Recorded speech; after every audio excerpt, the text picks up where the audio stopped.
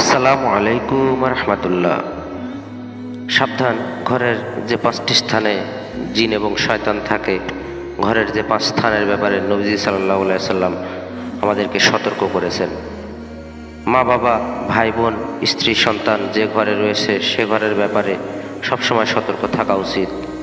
ঘরের এমন 5টি স্থানের ব্যাপারে নবীজি সাল্লাল্লাহু আলাইহি সাল্লাম সতর্ক করেছেন, যার কয়েকটি ব্যাপারে বলা হয়েছে সেখানে শয়তান বসবাস করে।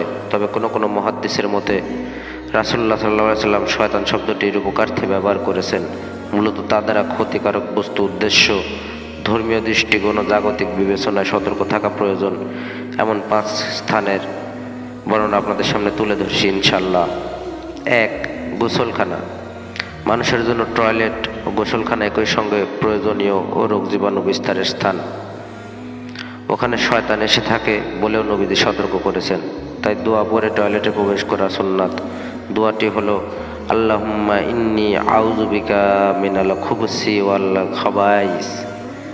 অর্থ, হে আল্লাহ, আমি নিশ্চয়ই আমি আপনার কাছে পুরুষ ও নারী শয়তানের অনিষ্ট তথা ক্ষতি থেকে আশ্রয় চাই।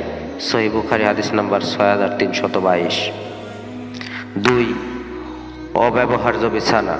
যে বিছানায় দীর্ঘদিন ধরে কেউ থাকে না অথচ তা বিছিয়ে রাখা হয়, এমন বিছানা সম্পর্কে রাসূলুল্লাহ সাল্লাল্লাহু আলাইহি সাল্লাম বলেন, একটি বিছানা ব্যক্তির জন্য, একটি তার পরিবারের জন্য, একটি অতিথির জন্য, আর চতুর্থটি শয়তানের জন্য।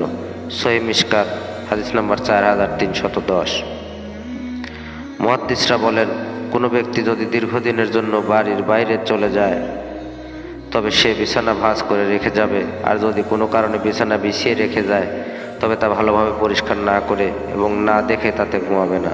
কেননা হতে পারে তার অনুপস্থিতিতে সেখানে ক্ষতিকর কোনো কীটপতঙ্গ আশ্রয় নিয়েছে। আবার কোনো কোনো মুহাদ্দিস চতুর্থ বিছানা দ্বারা অপচয় নিষিদ্ধ হওয়ার অর্থ গ্রহণ করেছেন। 3. অবিন্যস্ত কাপড়। রাসূলুল্লাহ সাল্লাল্লাহু আলাইহি সাল্লাম ঘরে কাপড়গুলো ভাঁজ করে রাখতে বলেছেন, কেননা এতে ঘরের সৌন্দর্য নষ্ট হয়, কাপড়ের আয়ু কমে যায় এবং তাতে সহজে পোকামাকড় আশ্রয় নিতে পারে।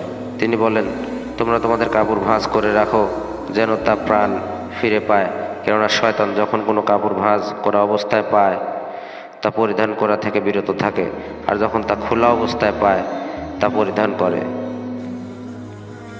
হাদিস বিশারদরা বলেন, নবী করিম সাল্লাল্লাহু আলাইহি সাল্লাম মূলত কাপড় পরিধান করার পর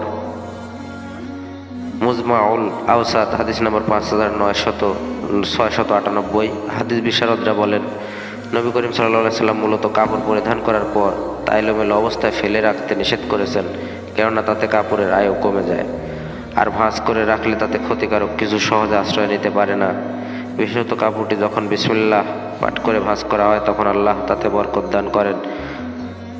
তারা আরও বলেন, যেসব পরিধেয় বস্ত্র ভাঁজ করা যায় না, যেমন জুতা ও মোটা টুপি, তা বিসমিল্লাহ পাঠ করে রাখবে এবং পরিধানের আগে তা ভালোভাবে পরীক্ষা করে নেবে। 4. পুতুল ও মূর্তি শোভিত ঘর।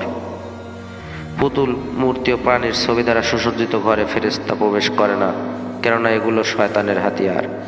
পুতুল, মূর্তি ও প্রাণীর ছবি মানুষের অন্তরে শিরকের বিষাক্ত বীজ রোপণ করে এবং ধীরে ধীরে পৌত্তলিকতার দিকে নিয়ে যায়। এজন্য ইসলাম এগুলো পরিহারের কঠোর নির্দেশ দিয়েছেন। মহানবী সাল্লাল্লাহু আলাইহি সাল্লাম বলেন, যে বাড়িতে কুকুর বা মূর্তি থাকে তাতে ফেরেশতা প্রবেশ করে না। সহিহ বুখারী হাদিস নাম্বার 3225। 5.